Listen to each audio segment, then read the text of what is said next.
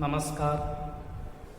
गायत्री स्नातकोत्तर कॉलेज सांचौर की online class में आपका स्वागत है। प्रिय विद्यार्थियों, आज हम कक्षा बीए पाठ प्रथम विषय इतिहास में संगम साहित्य के बारे में पढ़ेंगे। तो देखिए,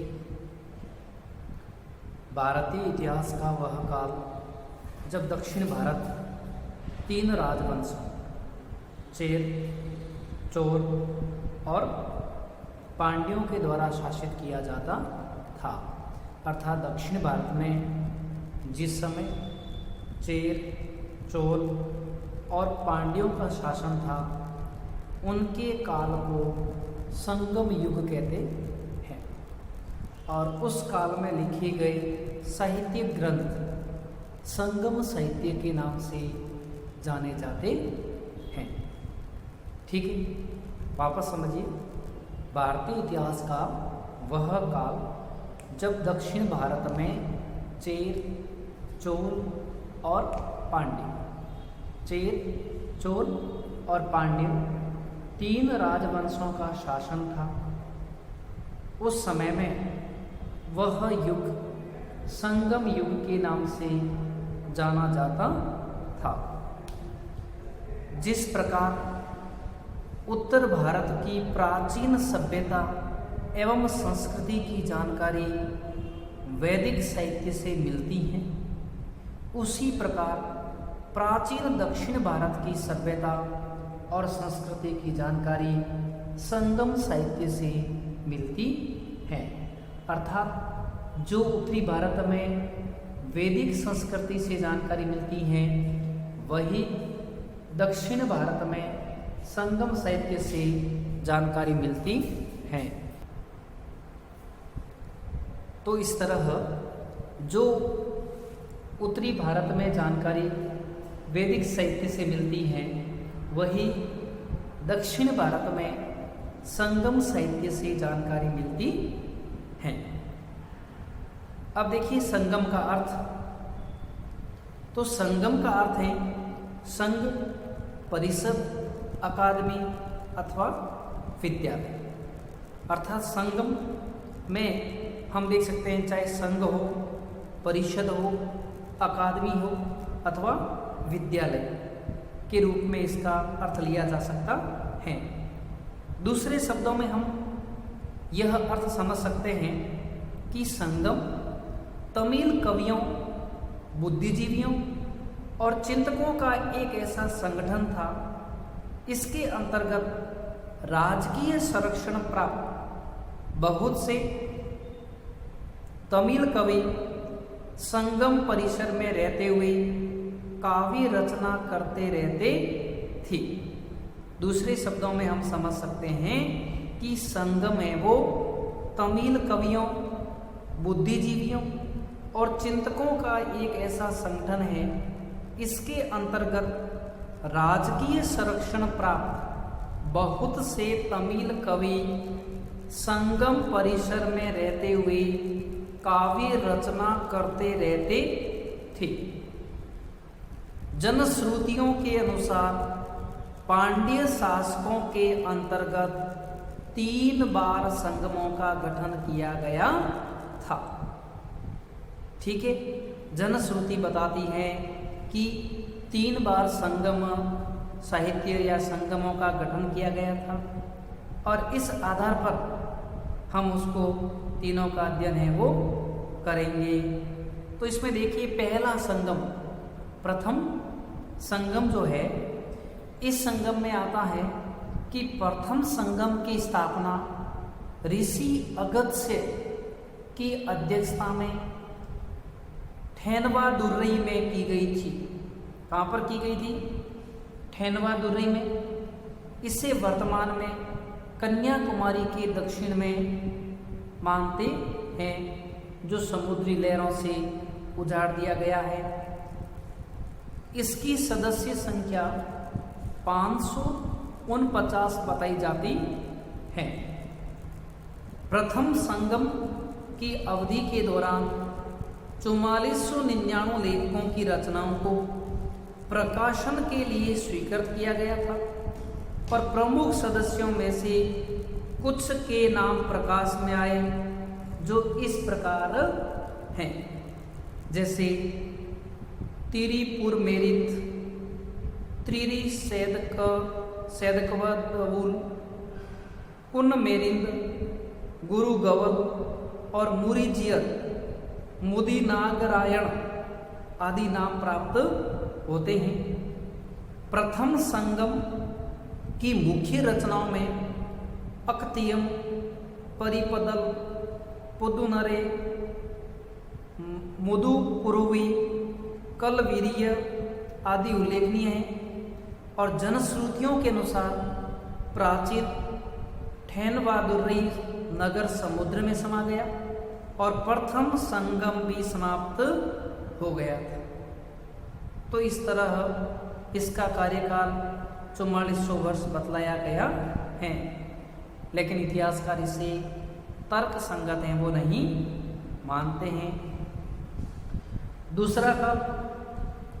दूसरा संगम, तो द्वितीय संगम की स्थापना भी पांड्य शासकों के संरक्षण में कपाटपुरम, जिसे अलेवे भी कहते हैं, में की गई थी।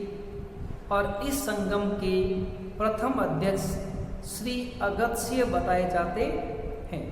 अर्थात द्वितीय जो संगम हुई थी इसके अध्यक्ष है वो कौन थे? अगस्त्य। उनके बाद तोलकापियर अध्यक्ष बने और संगम की अवधि 3700 वर्ष बताई जाती है। संगम की अवधि कितनी बताई जाती है? 3700 वर्ष। और इसके सदस्यों की कुल संख्या 49 रही थी और इसके कार्यकाल में 3700 कवियों की रचनाएं प्रकाशन हुई थी। स्वीकृत रचनाओं में अक्तियम, तोलकापियम, मापुनम, भूतपुराणम, कलि, कुरुकु, वेदांली, व्यालमलय आदि उल्लेखनीय मानी जाती हैं। दूसरे संगम काल की रचनाओं में से केवल एक रचना तोलकापियम ही उपलब्ध हो पाई है। इस दृष्टि से तमिल साहित्य का प्राचीनतम एक रचना तोलकापियम ही उपलब्ध हो पाई है और तमिल साहित्य का प्राचीनतम ग्रंथ माना जाता है। अब हम देखते हैं तृतीय संगम काल के बारे में।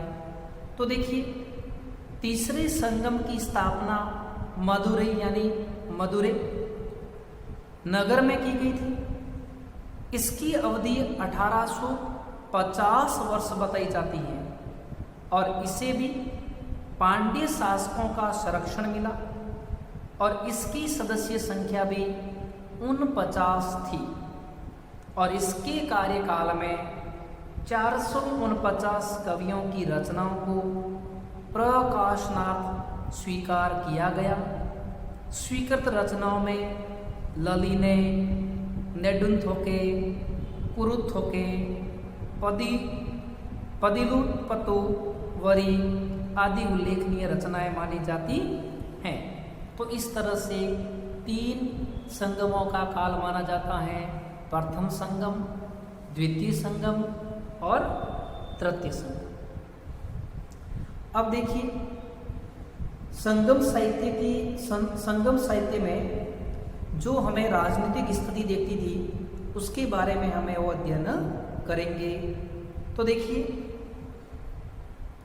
संगम साहित्य के अध्ययन से पता चलता है कि उस युग में तमिल प्रदेश का चेर, चोल और पांड्य ये तीनों ही राजवंशों का शासन था और ये अपनी अपनी सर्वोच्च सत्ता की स्थापना के लिए संघर्षरत थे।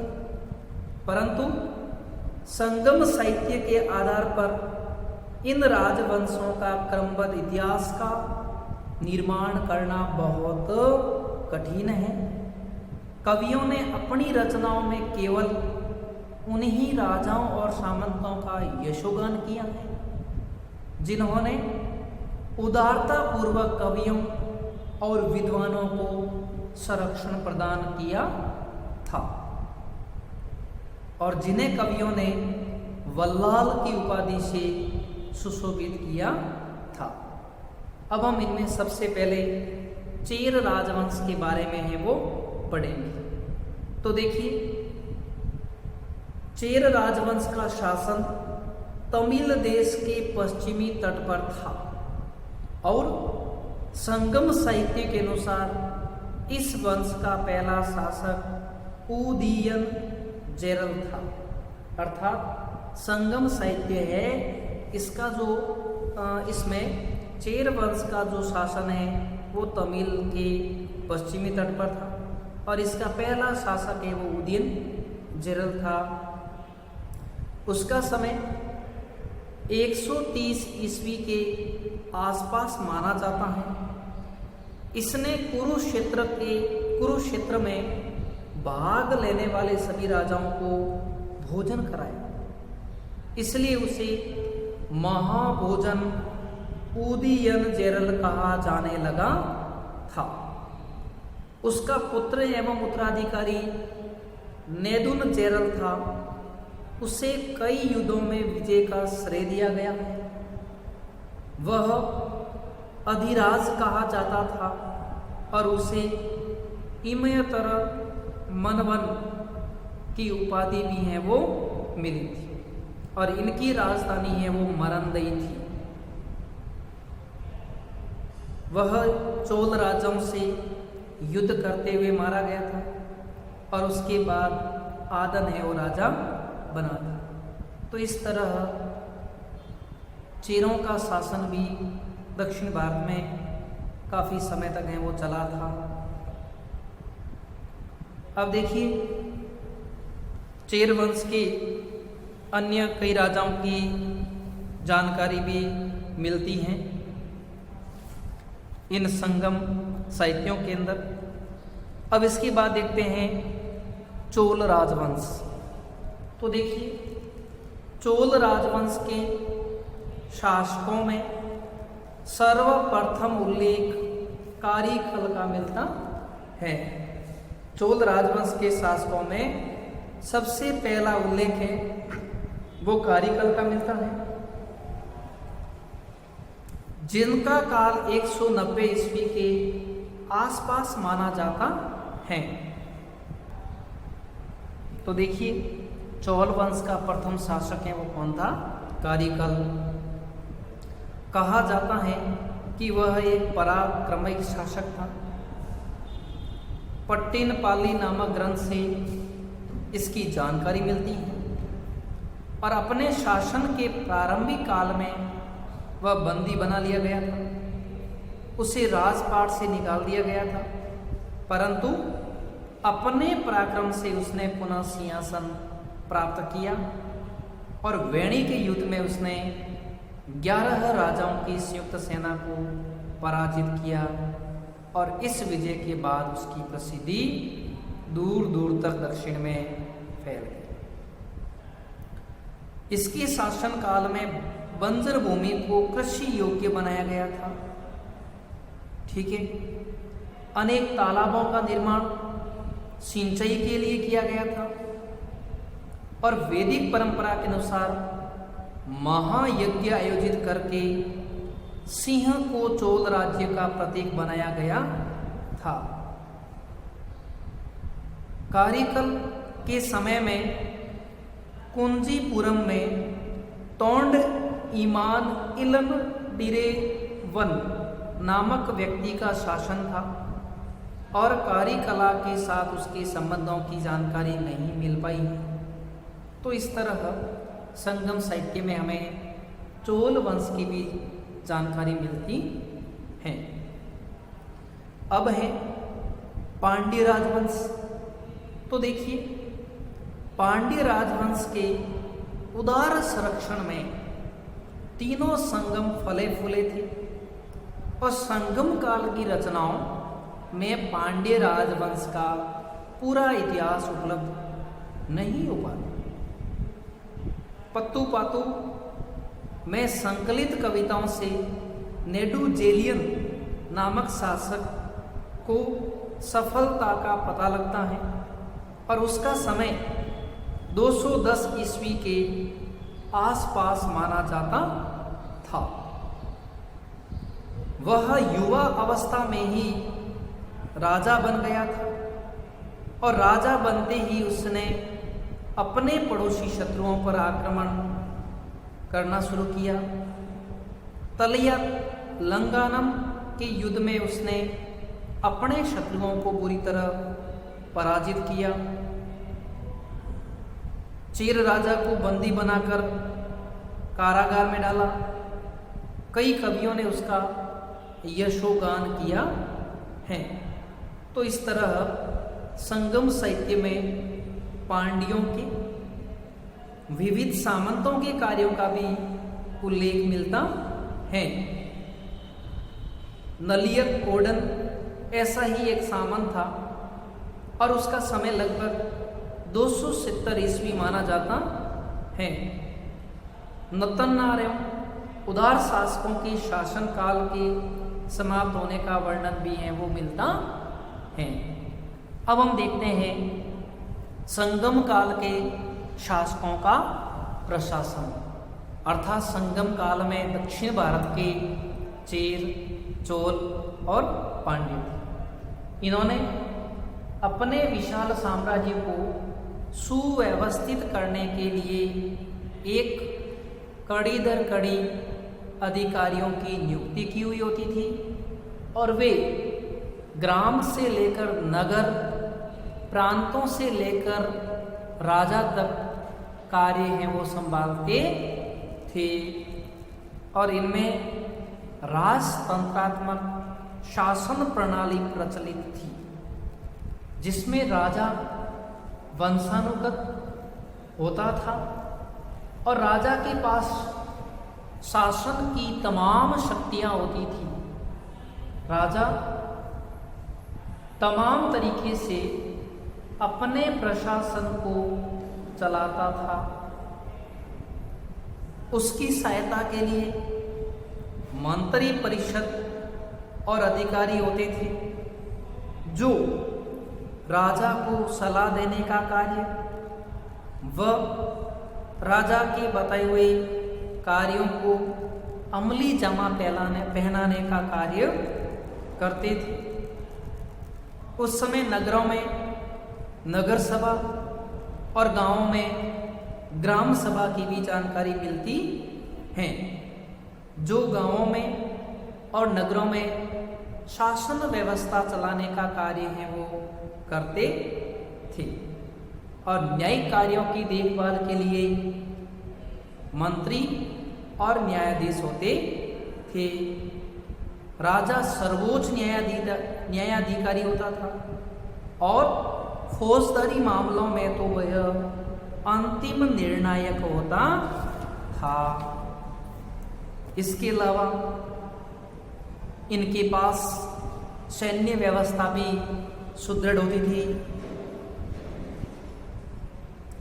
जिसकी जानकारी भी हमें तमिल साहित्य, संगम साहित्य से मिलती है।